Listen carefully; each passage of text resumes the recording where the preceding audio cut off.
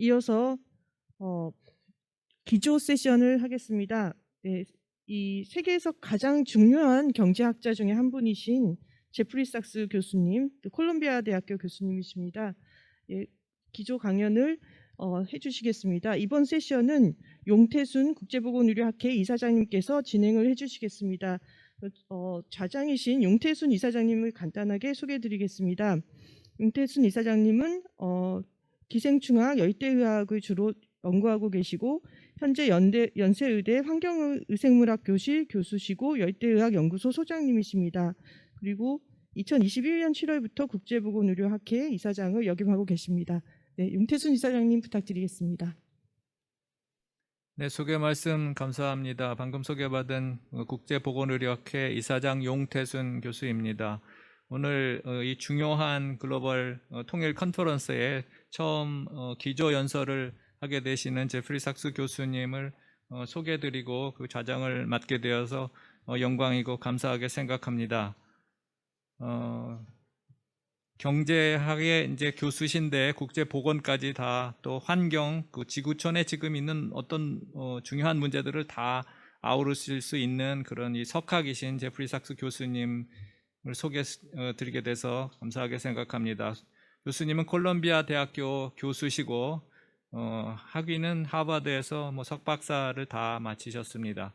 현재는 글로벌 녹색 성장 연구소 이사, UN 사무총장 특별 자문관, UN 지속 가능 발전 해법 네트워크 등에 깊이 관련하고 계십니다.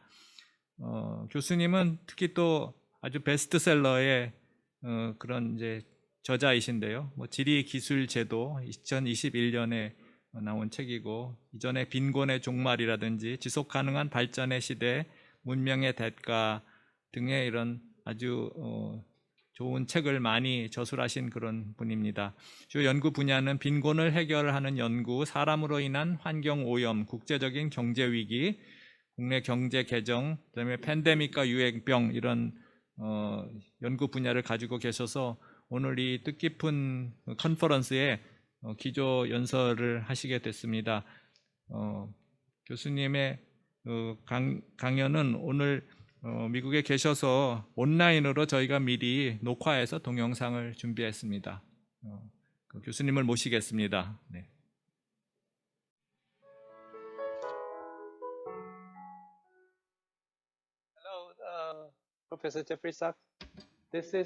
네, 안녕하십니까. 저는 국제보건의료학회 이사장을 맡고 있는 타이슨 용태순이라고 합니다. 이렇게 온라인으로도 만나뵙게 돼서 기쁩니다. 네, 오늘 이렇게 함께 해주셔서 감사드리고요. 교수님의 발표 혹은 지속 가능 발전에 대해 우리 코로나 상황이 미치는 이 영향에 대한 의견을 듣고 싶습니다. 네, 이 위기는 사실 우리가 다른 문제에 관심을 기울이는 것을 막고 있습니다. 그래서 진짜 주요한 위기는 모든 국가가 코로나 위기에 집중하느라 그 외의 이슈와 관련해서 다른 국가와의 협력을 완전히 멈췄다는 것입니다. 그래서 진짜 위기는 코로나 그 자체 혹은 경제의 휘청임 뿐만이 아니라 우리 지정학적인 협력 모두가 완전히 마비되었다는 것에 있습니다. 그렇기 때문에 사실 아무도 지속가능 발전이나 또 다른 장기적인 이슈에 주의를 기울이고 있지 않습니다. 모든 정치나 경제가 단기적인 시각을 유지하고 있기 때문입니다. 그 때문에 그 어떤 국가도 장기적인 정책 논의를 깊이 있게 하기가 힘들어졌습니다. G20가 물론 한국도 중요한 회원국 중 하나이지만요. 다시 장기적인 어젠다로 돌아갈 수 있었으면 좋겠습니다. 하지만 이러한 조치는 정치적인 어떤 집중이나 정치적인 선택을 요합니다. 이게 정치인에게는 굉장히 어려운 문제죠. 또 한편으로는 미국과 중국 간의 위기가 협력을 더 힘들게 하고 있습니다. 그리고 다른 주제에 대해서까지도 협력이 완전히 불가능해졌는데요. 그래서 이는 마치 중미 간의 냉전이 되었습니다. 매우 위험한 상황이고 또 다른 주제, 뭐 빈곤 퇴치라든지 또 개발금융이라든지 기후변화 등과 같은 다른 주제에도 역시 불리하게 작용하고 있는 상황이겠습니다. 또 장기적인 해결책을 낼 수 있는 상황에 대한 장애물이라고 할 수 있죠. 이 팬데믹을 반드시 끝내야 합니다. 그리고 여기에 더해서 중미 협력도 확보할 수 있어야 합니다. 이런 분열을 끝내야 하죠. 아쿠아일로에 있는 분열입니다. 지속 가능 발전 3번 목표는 보건에 관한 것입니다. 그 측면에서 이 위기가 혹시 이 문제에 영향을 미칠 가능성이 있지 않을까요? 답은 예스이기도 하고 노이기도 합니다. 사실 우리에게 별로 도움이 안 되는 긴장 상황이 있긴 합니다. 팬데믹에 어떻게 대응할 것인지에 대한 일종의 긴장이 진행되고 있는데요. 그래서 새로운 팬데믹 조약 채택에 대한 논의도 있습니다. 세계보건기구 같은 곳에서 그런 논의가 이루어지고 있는데요. 하지만 진정한 이슈, 보건 시스템과 같은 진정한 이슈에 대해서는 많은 관심이 기울여지지 못하고 있습니다. 정치인들은 팬데믹 얘기만 줄창하고 있습니다. 공공보건이나 보건 시스템이나 보편적인 건강보험 같은 그런 더 심도 깊은 이슈에 대해서는 전혀 얘기하고 있지 않습니다. 그래서 혹시 뭐 그렇게 생각하실 수도 있을 것 같아요. 이 3번 목표와 관련해서 더 많은 논의가 있지 않을까. 하지만 사실은 그 반대입니다. 논의가 오히려 줄었습니다. 3번 목표는 팬데믹뿐만 아니라 보건 시스템과 그 재정에 관한 것인데요. 제가 봤을 때는 이 지속 가능 발전 3번 목표에 대한 대화는 더 줄었습니다. 몇 년 전보다 확 줄었고요. 왜냐하면 모든 주의가 다 팬데믹에만 집중되고 있습니다. 예를 들어서 미국 정치를 한번 보시기 바랍니다. 다른 이슈에 대해서는 아무런 관심이 없습니다. 오로지 미국 정치에 대해서만 관심이 있고요. 다른 많은 이슈가 미국 정치에 어떻게 영향을 주는 경우에 그 경우에만 관심을 가집니다. 팬데믹에 관심을 가지는 이유는 미국에 코로나가 퍼지지 않았으면 해서인 거지 나머지 세상에서 무슨 일이 일어나든 아무 관심이 없는 거죠. 미국이 아니니까요. 하지만 이런 상황에서도 대만이나 다른 국가를 보면 위기 대응을 효과적으로 잘하고 있는 것으로 보입니다. 이런 국가들이 시스템을 잘 갖추고 있다고 볼 수 있을 것 같은데요. 그러면 이런 국가들로부터 배울 수 있지 않을까요? 한국도 포함해서요. 네, 맞는 말씀입니다. 한국과 또 중국과 또 대만으로부터 배울 수 있어야 합니다. 일종의 오픈 러닝 시스템, 오픈 학습 시스템을 도입해야 한다고 생각합니다. 근데 문제는 정치입니다. 미국은 중국에 대해서 말 전혀 얘기하고 싶어 하지 않고요. 그리고 나쁜 얘기를 할 때 빼고는 아예 언급도 안 하고 싶어 합니다. 그리고 만약에 미국이 대만을 언급하면 중국이 나서서 이건 주권 침해다라고 비난할 것입니다. 대만도 힘듭니다. 왜냐하면 중국이 일국 정책, 원차이나 정책 위반이라고 비난할 것이기 때문입니다. 물론 한국은 잘 해왔습니다. 사실 제가 오늘 아침에 이 회의 전까지 에세이를 쓰고 있었거든요. 한국의 성공으로부터 어떻게 배울 것인가에 대한 에세이였는데요. 동아시아 전체, 중국, 일본, 한국, 뉴질랜드, 캄보디아, 베트남, 홍콩 등등이 다른 나라보다 상대적으로 굉장히 잘 해왔다고 생각합니다. 그게 중요한 사실이죠. 그리고 동아시아로부터 이런 교훈을 배우는 것이 중요하다고 생각합니다. 그리고 왜 한국이 그리고 중국이 또 대만이 잘 해왔는지를 이해하는 것이 중요합니다. 그리고 정치가 진정한 공공보건 이슈에 대해서 주의를 다시 기울여 주는 것이 중요합니다. 왜냐하면 이 공통의 경험, 이 우수한 성과가 각 국가의 다른 체제, 민주주의 채택 여부 등과의 차이와 무관하게 달성된 훌륭한 성과이기 때문입니다. 제가 봤을 때 동아시아 국가들은 국민들이 좀 더 행동이 바르고 책임감도 더 강한 것 같고요. 또 더 똑똑하신 것 같아요. 교육도 잘 받으시고요. 그리고 또 정부가 내건 보건 지침도 잘 따르고요. 또 정부도 사망률을 낮추기 위해서 더 큰 책임감을 가지고 있는 것 같습니다. 이게 중요한 부분이죠. 이건 정치를 넘어서는 문제입니다. 이건 국가 공통의 현실이라는 문제이기 때문입니다. 그리고 저는 이런 국가로부터 교훈을 배워야 한다고 생각합니다. 하지만 현재 미국에서는 이러한 논의는 눈을 씻고 봐도 찾을 수가 없습니다. 미국 정치의 눈은 항상 내부로만 쏠려 있습니다. 정치 반대 세력을 공격하기 위한 목적뿐인 거죠. 배우려는 생각이 없습니다. 정치인들이 다 멍청하고 무지합니다. 배우려고 시도조차 하지 않습니다. 그래서 주신 말씀에는 10분 동의하고요. 하지만 어떤 예시가 등장하게 되면 바로 이것이 정치화돼 버리는 현실을 지적하고 싶습니다. 예를 들어서 중국을 봐라 하면 당신 뭐야? 중국 공산당 옹호자냐? 하는 비난이 날아옵니다. 대만을 보세요라고 하면 이건 주권 침해 행위다라고 비난이 날아옵니다.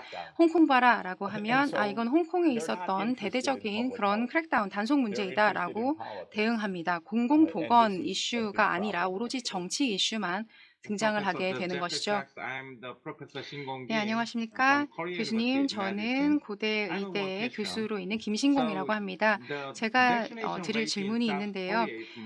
한국의 백신 접종률은 80%가 넘어서고 있습니다. 그런데 북한의 접종률을 보면 공식적으로는 0%입니다. 그래서 한반도 상황만 봐도 엄청난 백신 불평등을 볼 수가 있는데요. 북한의 코로나 대응은 세계로부터의 완전한 고립이라고 할 수 있겠습니다. 그래서 처음에는 일견 성공적으로 보였지만 코로나만 따지고 보면 성공적으로 볼 수 있겠지만요. 다른 질병, 비감염병의 리스크가 증가하고 있는 상황입니다.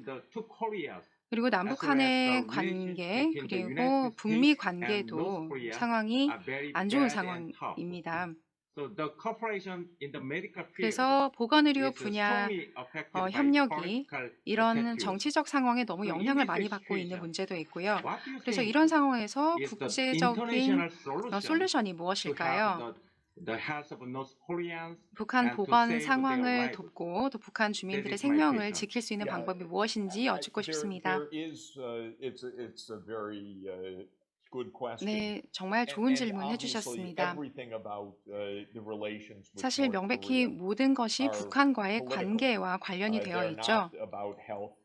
보건 기타의 이슈가 아니라 정치적인 관계와 관련이 되어 있습니다.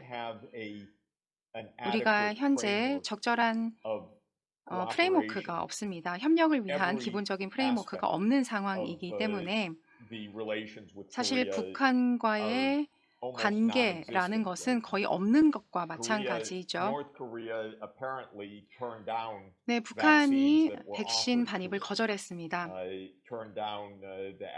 아스트라제네카 백신도 거절하고요. 그리고 또 코백스 체제 모두 거절했습니다.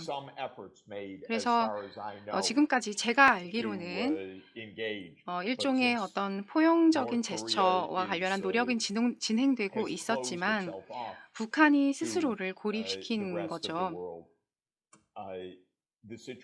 그래서 지금 상황이 코로나가 통제되고는 있습니다. 근데 이 방법이 모든 교역과 모든 이동을 차단함으로써 이루어진 것이고요. 그리고 제가 봤던 보고서에서는 기아가 더 심각해지고 또 식량 부족 상황도 매우 심각한 것으로 나타나 있었습니다. 그래서 저는 대체적으로 협력의 가치를 믿는 사람입니다. 우리가 지금 필요한 것은 인간적인, 인도적인 협력인 것이고요. 이것이 지정학적인 차이를 넘어설 수 있어야 합니다. 지금 현재 북한 주문이 굶고 있다. 이것이 상황이라면 그것 자체로도 얼마나 끔찍한 결과입니까?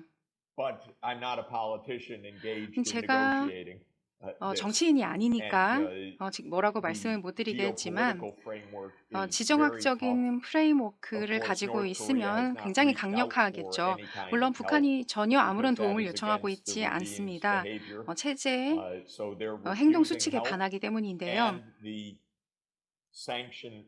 그런데 현재의 제재 체제는 도움 제공 자체를 금지하고 있습니다. 이 상황이 저는 너무나 끔찍합니다. 저는 사실 이런 상황에서 모두 동떨어져 있는 사람이기 때문에 실질적인 어떤 코멘트를 해드릴 수는 없겠지만 이 상황 타개를 위해서 무엇을 해야 하는지와 관련해서 한국이 계속적인 정책적 노력을 통해서 협력을 추구해야 하고 그것이 옳은 일이라는 것을 말씀드리고 싶습니다. 계속 이런 믿음을 가지고 한국 정부가 계속 협력할 수 있었으면 좋겠습니다. 이런 코로나 국면에 대해서도 계속 협력을 지속하고 기아 식량 해결에 대해서도 협력할 수 있었으면 하는 것이 저의 입장입니다. 이건 인류의 기본적인 조건에 대한 문제이지 어떤 지정학적인 이슈 문제가 아닙니다. 제재로 인해서 한 국가를 거의 기아의 지경까지 몰고 가는 것은 결코 올바른 선택이 아닙니다. 한국 정부에는 기회가 있습니다. 그때 유엔이 도움이 될 것입니다.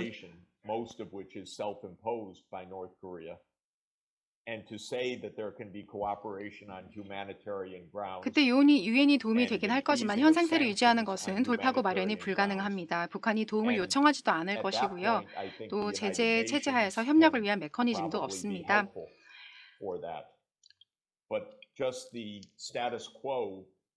그래서 북한이 스스로 야기한 고립을 깨고 인도주의적 근거에서 이 제재를 완화할 수 있는 그런 기회를 찾을 수 있는 힘이 우리에게 있다고 생각합니다. 아까도 말씀드렸다시피 제재 체제 하에서 협력 메커니즘이 지금 없는 상태잖아요.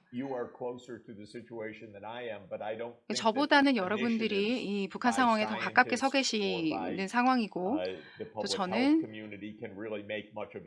과학자나 또 공공보건 커뮤니티에 의한 이니셔티브 자체는 큰 효과가 없을 것 같습니다. 왜냐하면 우리가 지금 마주하고 있는 이 어떤 상황의 성격은 정치적인 것이고 사회적인 게 아니기 때문입니다. 그리고 정부에 의해서 특히 북한 정부가 내리는 선택에 의해서 좌지우지되기 때문입니다. 물론 북한도 선택을 내리고 제재 체제가 많은 것들을 결정하게 되겠죠. 그래서 이니셔티브 제정을 통해서 제재 감축 그리고 인도적인 커뮤니케이션 추진을 적극 지지하는 바이고요. 한국 정부가 이를 주도하고 또 유엔이 이런 이니셔티브 시도를 막지 않았으면 좋겠습니다. 이 방에 계신 분들은 다 아시겠지만 정치적 상황이 얼마나 힘든 상황인지 해결이 어려운지 아실 겁니다. 그래서 제가 작은 질문을 덧붙이고 싶습니다. 북한은 백신에 대한 믿음이 전혀 없고요. 물론 백신이라는 것이 100% 감염을 방지한다라고는 말할 수 없겠지만 어쨌든 100% 감염 방지는 당연히 어려운 문제겠죠. 그리고 최근에 미국이 치료제를 개발했습니다. 만약에 제가 확신을 가지고 말씀드리는 건 아니지만 우리가 치료제 제공에 대한 제안을 하면 북한이 반응하지 않을까요? 교수님 생각은 어떠실까요? 네, 좋은 생각인 것 같습니다. 사실 저희는 백신에 대한 입장에 대해서는 정말 아무것도 모르죠. 이 공식적인 입장 외에는요. 사실 공식적인 입장은 백신은 안 된다라는 것이죠. 그런데 북한 주민들의 입장은 정말 또 알 수가 없죠. 그리고 주민들의 입장은 그분들이 무엇을 들었느냐에 달라집니다. 그래서 뭐 이런 것들은 안전하다라고 들으면 아마도 이것이 입장이 바뀌게 되겠죠. 제 생각에 과학적 증거들은 꽤 명확합니다. 일부 이런 백신은 질병의 중증화와 그리고 사망을 꽤 예방해 준다는 것이죠. 비록 감염 예방 효과가 썩 좋진 않지만요. 백신은 질환을 또는 중증 질환이 되는 것을 막아줍니다. 그거면 충분한 거죠. 바로 그것 때문에 저는 3차까지 접종했고요. 이제 4차 맞을 예정입니다. 네, 그래서 계속해서 국민들께 설명해드리고 또 북한에게 얘기해줘야 됩니다. 증거가 매우 강력하고 또 여러 종류의 백신이 있고 또 국가들이 원하는 백신을 선택할 수 있다는 점을 그리고 또 이는 국민들을 보호하는 중요한 것입니다. 북한 정부가 이 부분에 얼마나 신경을 쓰는지는 잘 모르겠지만요. 그런데 저는 치료제와 관련해서는 말하는 것이 옳다라고 생각합니다. 그런 약들을 사용할 수 있게 되려면 꽤 많은 시간이 걸릴 겁니다. 그런데 이는 또 다른 좋은 대응법이죠. 화이자는 올해에 생산만 확대할 것입니다. 그리고 그 생산분은 거의 전체 미국인에게만 사용될 양이죠. 이번 대유행이 준 분명한 교훈 가운데 하나는 한국이 자체 제약 산업을 더 발전시켜야 하고 백신 산업을 더욱 개발해야 한다는 점이라고 생각됩니다. 글쎄요. 이렇게 하면은 뭐 의심을 줄일 수 있을지 모르겠지만요. 만약 한국에서 백신이 개발된다면 매우 큰 도움이 될 것입니다. 아무튼 한국은 자체 백신을 생산할 캐파가 없었지만 이제 빠르게 그 캐파를 늘리고 있죠. 네, 그래서 중요한 백신 생산국이 되기를 바랍니다. 왜냐하면 저는 이것이 이 팬데믹에서 얻은 좋은 그리고 신중한 교훈 중 하나라고 생각되기 때문이죠. 더 이상 공급을 다른 것에 의존할 수 없습니다. 안타깝게도요.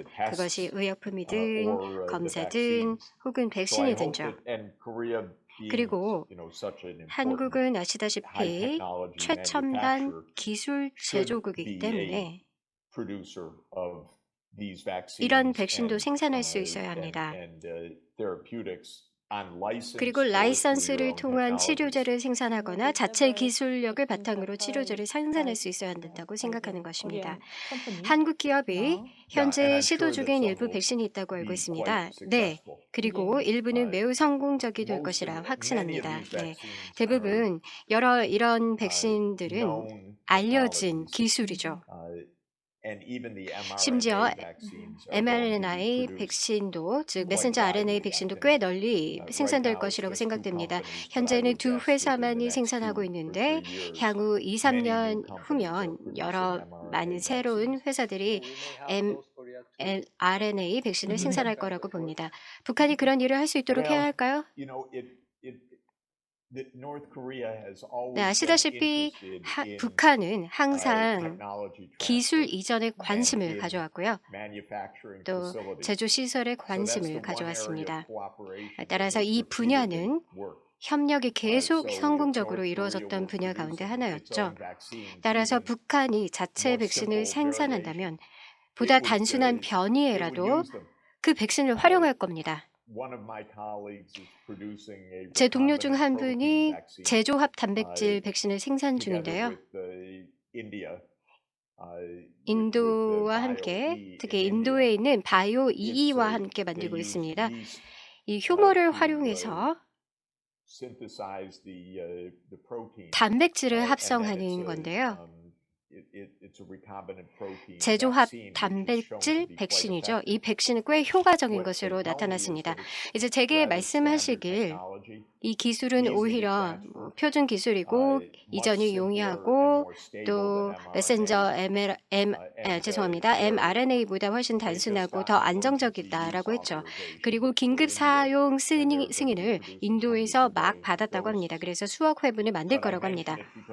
제가 이 말씀을 드리는 이유는 이게 하나의 예이고요. 베일러 대학교에서 만든 백신입니다. 제가 말씀드린 이유는 이런 종류의 백신은 북한도 만들 수 있는 백신이기 때문입니다. 단 하나 북한이 일관되게 찬성한 것은 바로 제조 캐파, 즉 제조 역량이거든요. 왜냐하면 이것이 그들 전략 사고에 부합하기 때문입니다. 따라서 한국과 북한의 경협은 다소 정치적인 성과를 거둔 부분인 듯합니다. 다른 종류의 협력 부분과는 대조적으로 해서요. 그리고 일반적으로 그게 좋은 전략이라고 생각합니다. 경제 협력이요. 제조 구역에서의 경협이라든지 특별 산업지대에서의 경협 등이죠. 이런 협력은 북한의 정치 체제를 바꾸지는 않지만 협력의 물꼬를 트게 해주는 것이죠. 저는 무엇이 되었든 협력 시작에 찬성하는 입장입니다. 네, 남북 철도가 연결될 것이라고 예상했지만 이번 정부에서는 좀 어려울 것 같습니다. 네, 저도 그렇게 생각합니다. 네. 사실 이 과정 중간에 너무 많은 일들이 있었습니다. 특히 이 정부가 도널드 트럼프가 대통령이었을 때 함께 무엇을 한다는 것은 매우 힘들었을 것입니다. 그 이후에는 또 대유행이 시작이 되었고요. 그래서 현 정부는 원했던 이니셔티브를 실현하는 기회를 잃었습니다. 미국과 이 팬데믹 때문이죠. 그런데 이제 새로운 정부가 또 들어서게 될 것이고 또 아마도 여러분은 이 초기에 건설적인 의제 설정을 위해 노력할 수 있는 기회가 생길 수 있을 것입니다. 따라서 북한의 국경을 열기 위해서 북한 정권과 또 미국 정부 간 신뢰가 매우 중요합니다. 그런데 아시다시피 양측 정부는 각각을 적으로 간주하고 있습니다. 따라서 매우 어려운 상황입니다. 서로 소통하고 협력하는 데 있어서요. 즉 의료적인 분야의 소통, 협력 혹은 경제 협력하기에는 매우 어려운 상황이죠. 따라서 각 정부 간 화해하고 서로에 대한 신뢰를 구축하기 위해서는 매우 중요한 이슈입니다. 교수님이 보시기엔 이런 이슈 어떻게 생각하시고 또 어떤 솔루션이 각 정부가 신뢰를 구축하는 데 있을까요? 네, 제 생각에는 미국과 북한 간 향후 2, 3년간 신뢰를 구축할 기반이 없다고 생각합니다. 왜냐하면 미국 자체적으로 매우 약하고 정치적으로 분열되어 있기 때문입니다. 도널드 트럼프와 함께 미국의 우파인 공화당은 그 어떤 협력이나 신뢰에 관심이 있지 않습니다. 전반적인 우파의 정치적 행보는 도미네이션, 즉 이기는 거지 신뢰가 아닙니다. 바로 그렇기 때문에 조지 W. 부시가 20년 전 취임했을 때 제일 먼저 했던 것 중 하나가 바로 클린턴의 프로그램, 즉 북한과의 협력 프레임워크 프로그램을 중단한 것이죠. 왜냐하면 그들은 프로그램을 믿지 않았기 때문이고요. 오히려 북한을 굶주릴 때까지 압박해서 하곤 했습니다. 그런 방법이 컨세션, 즉 양보로 이어질 것이라 생각한 것이죠. 당연히 이 양보로 이어지지 않고 오히려 더 많은 미사일 발사만 있게 된 것이죠. 따라서 협력의 기회를 악화시키는 것입니다. 그렇기 때문에 우리는 북한이 핵을 보유하게 되는 지경까지 이르게 된 것이죠. 북한은 매우 호전적이고 폐쇄적이고 미국은 매우 극단적인 제재를 가하고 있습니다. 양측 어느 측에도 진정한 신뢰 또는 신뢰를 위한 실질적 토대가 없다는 것이죠. 네, 이러한 점에서 저는 그 어떤 이니셔티브도 미국 측으로부터 취하지 않을 거다. 의미 있는 이니셔티브도 없을 거다라고 생각합니다. 왜냐하면 바이든 대통령께서 주도적으로 추진을 하시더라도 그것에 전혀 관심이 없을 것입니다. 특히 설사 원한다 하더라도 국내에서도 큰 정치적 저항을 직면하게 될 것이죠. 야당의 맹공을 받게 될 것입니다. 그리고 바이든의 주요 관심사는 바로 이런 공격을 피하는 건데요. 왜냐하면 2024년 선거에서 이겨야 하고 민주당원들은 올해 11월 중간 선거에서 질 것 같습니다.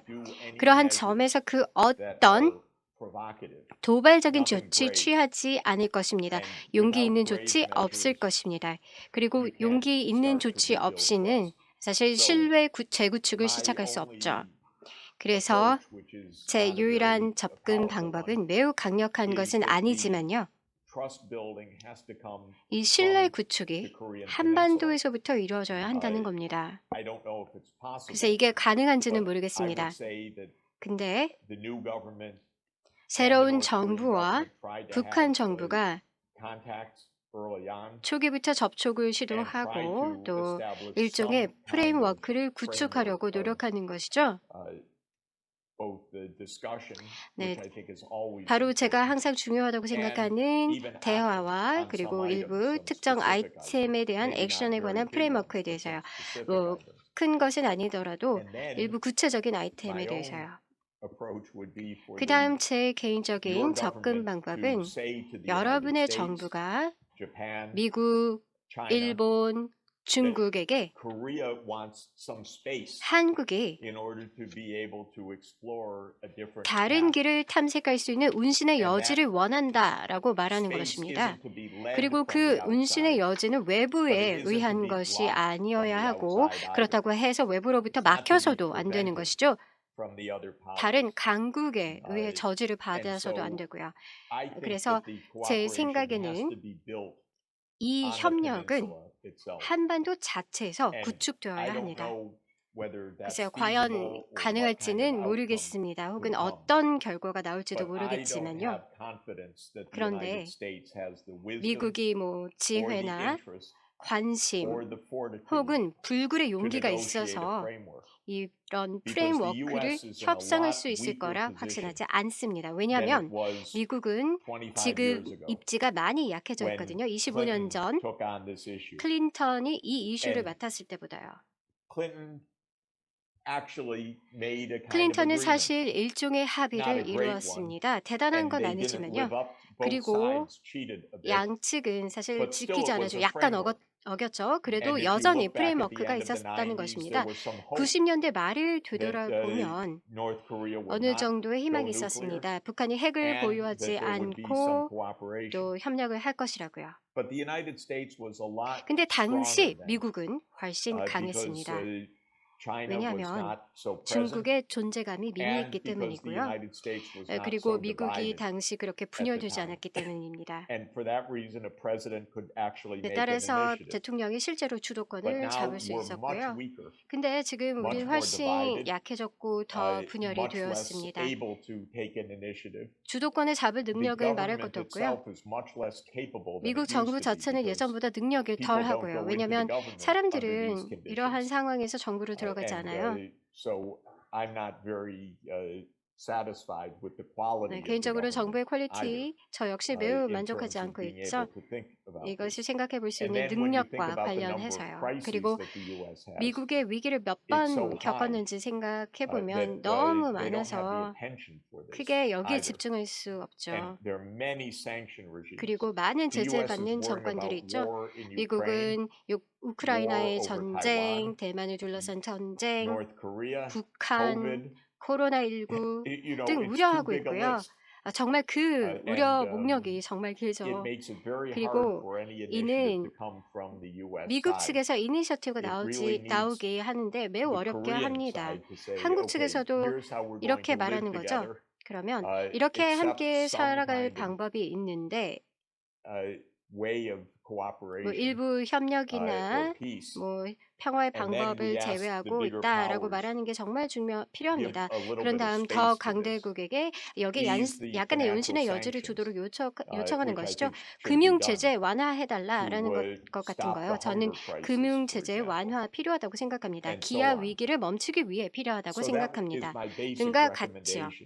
여기까지가 제 기본 권고이고요.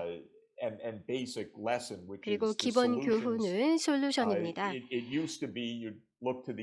네, 여러분이 미국의 솔루션을 바랐지만 사실 이제 시대가 달라졌습니다.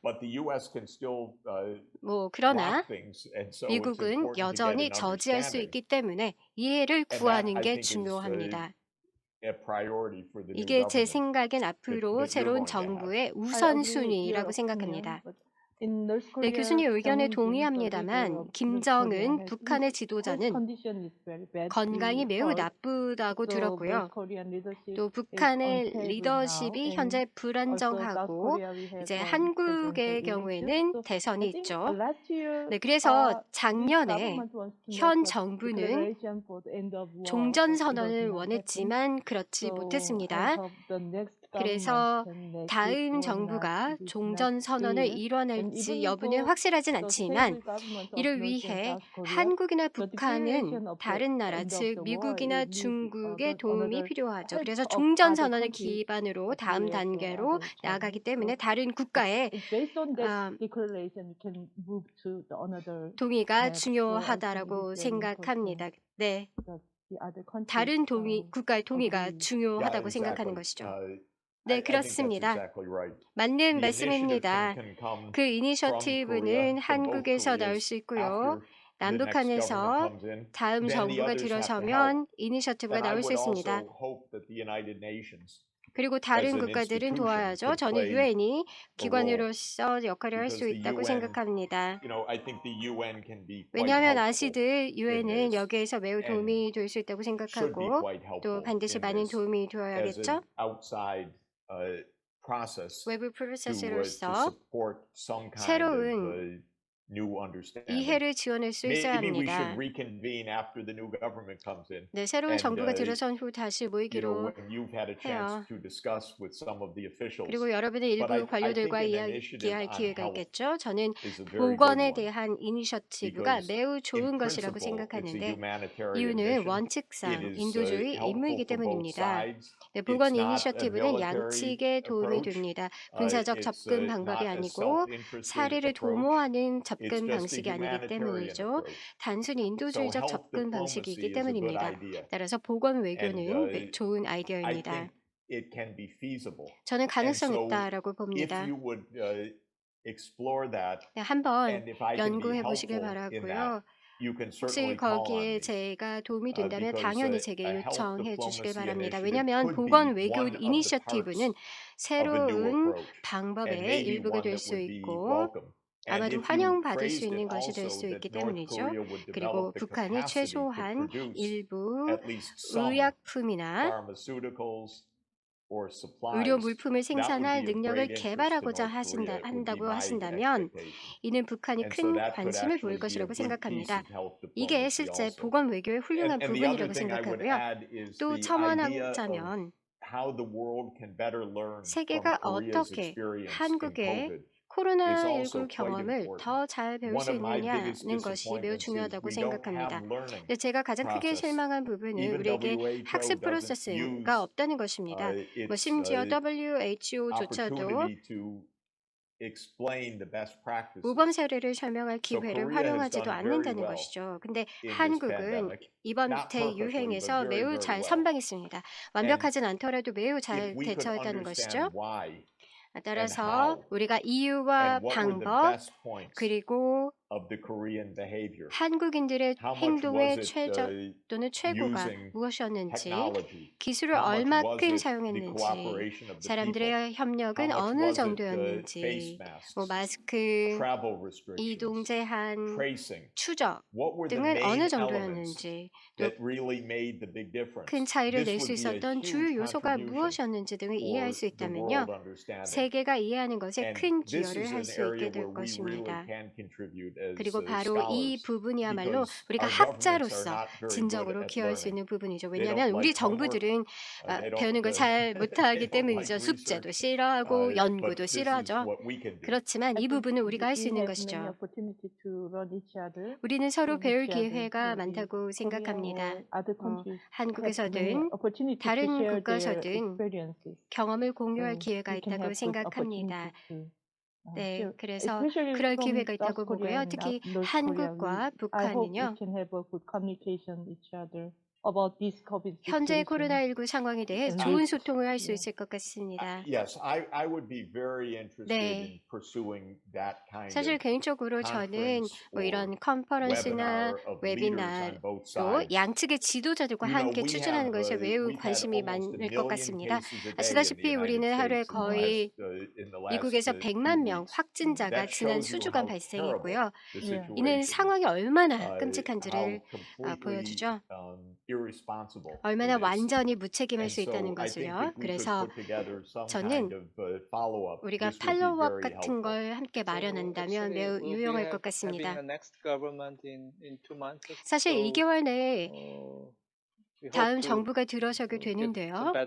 그래서 상황이 좀 더 나아지길 바랍니다. 네, 아마도 함께 남북 간의 작은 것을 함께 할 수 있을 텐데요. 제약 산업이든지 등이요.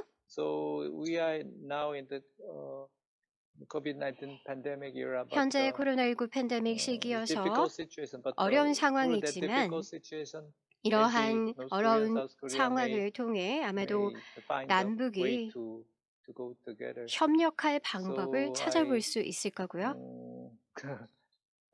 네, 어쨌든 매우 어렵습니다. 말만 이렇게 하는 것과는 정말 다르죠. 외부, 가령 UN 혹은 미국 등의 도움이 있다면 우리는 미국과 UN, WHO 등에서 배울 수 있게 바랍니다.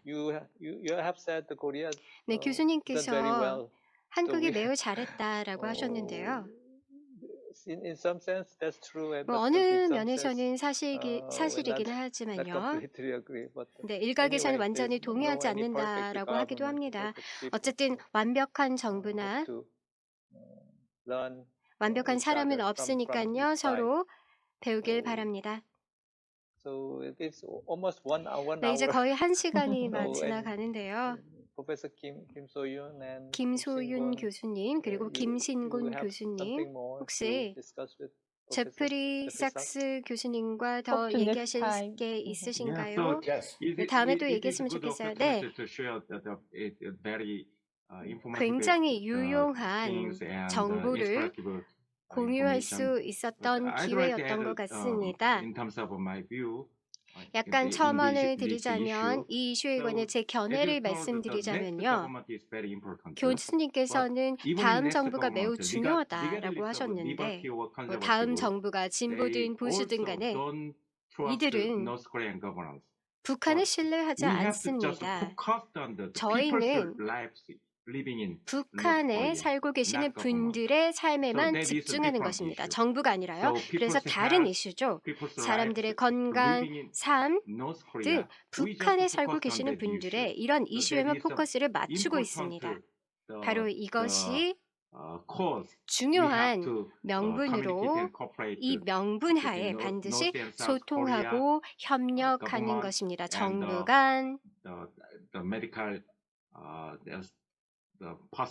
의료진 간, 그리고 다른 분들과요. 네, 저도 역시 동의합니다. 네, 선거 후에 다시 만나는 걸 한번 계획해 보고요. 그 다음에 다음 단계를 한번 생각해 보도록 하죠. 네, 좋습니다. 모두 대단히 감사합니다. 네, 대단히 감사합니다. 지금 죄송하지만 가야 돼서요. 곧 다른 회의가 있어서요. 네, 알겠습니다. 대단히 감사합니다. 함께 이야기 나눠주셔서 감사하고요. 네, 감사합니다.